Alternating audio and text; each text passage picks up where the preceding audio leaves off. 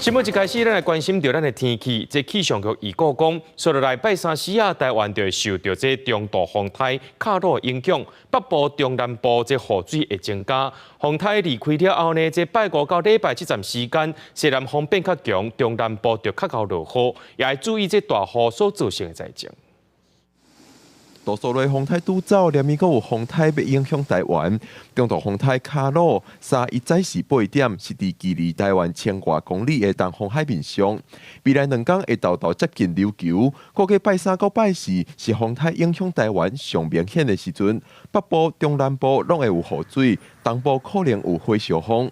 那它之后的导引气流会比较不明显一些，因此从2号一直到后续呢，它的路径还有速度上面呢，速度是比较减慢的。那路径上面目前的预测是以比较偏向接近到琉球的北方近海之后呢，再逐渐的往北东的方向回转上去。气象局表示，拜四风台距离较远了后，拜五到礼拜西南风会开始变强，台湾中南部雨水就会开始增加。